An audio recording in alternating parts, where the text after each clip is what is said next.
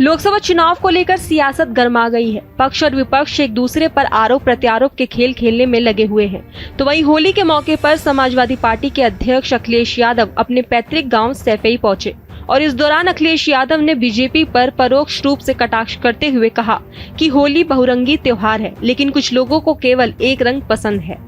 दरअसल अखिलेश यादव अपने पूरे परिवार के साथ सैफई में पहुंचे थे। उनका यहां पर जोरदार स्वागत भी हुआ। सभी ने फूलों वाली होली भी खेली।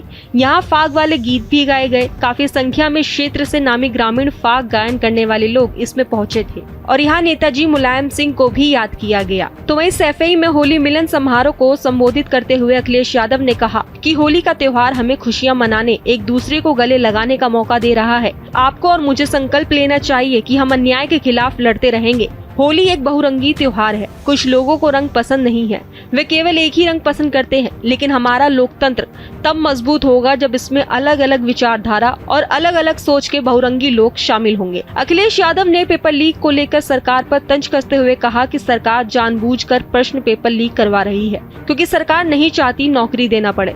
नौकरी देना पड़ेगा तो आरक्षण भी देना पड़ेगा। आगे आने वाले 10 सालों तक बीजेपी सरकार में बनी रही तो शायद शादी भी नहीं होने देगी। परीक्षा नहीं बची जो लीक न हुई हो। हर पेपर लीक हुआ और एक परीक्षा लीक नहीं हुई। एक नहीं लीक हुई, न 2, न 3, न 4, न 5 परीक्षाएं, न 6, न 7 परीक्षाएं, 8, 9, 10 तक परीक्षाएं लीक हुई है। और ये परीक्षा अपने आप लीक हो रही, पेपर अपने आप लीक नहीं हो रहे। सरकार जानबूझ करके पेपर लीक करा रही है, जिससे नौजवानों को नौकरी न देनी पड़ जाए।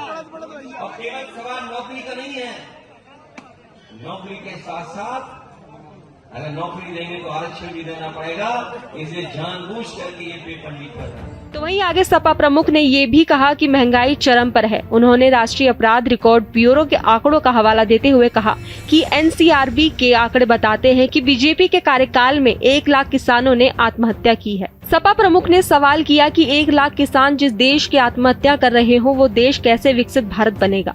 उन्होंने कहा कि जहां 1 लाख किसान आत्महत्या कर रहे हो, नौजवानों को नौकरी न हो, उद्योग कारखाने न लग पा रहे हो और सरकार उद्योगपतियों को बुलाकर बड़े बड़े सपने दिखाए हैं, लेकिन एक भी कारखाना नहीं लग सका है। बजट में सुना सेमीकंडक्टर के कारखाने लगने जा रहे हैं, लेकिन सच्चाई ये है कि जो कारखाने उत्तर प्रदेश में लगने चाहिए थे वो गुजरात में चले गए। और साथ ही चुनावी बॉन्ड को लेकर भी सरकार पर अखिलेश यादव ने हमला बोला है कि ये लोग एक्सप्रेस वे के किनारे कभी कभी नाप लेते हैं जगह कि कारखाना आने वाला है। इनकी सरकार में कारखाने उत्तर प्रदेश से वैसे ही भाग गए जैसे एक्सप्रेस वे पे रफ्तार से गाड़ी चली जाती है। और सच्चाई ये है, जो कारखाने उत्तर प्रदेश को लगने थे वो उत्तर प्रदेश में नहीं लगे, गुजरात में जाकर के लग गए। अभी बजट में मैंने जब सुना भारतीय जनता पार्टी का भाषण, तो उन्होंने कहा कि हम सेमीकंडक्टर की कारखाना लगाना चाहते हैं। सेमीकंडक्टर और दुनिया का बड़ा कारखाना लगाना चाहते हैं।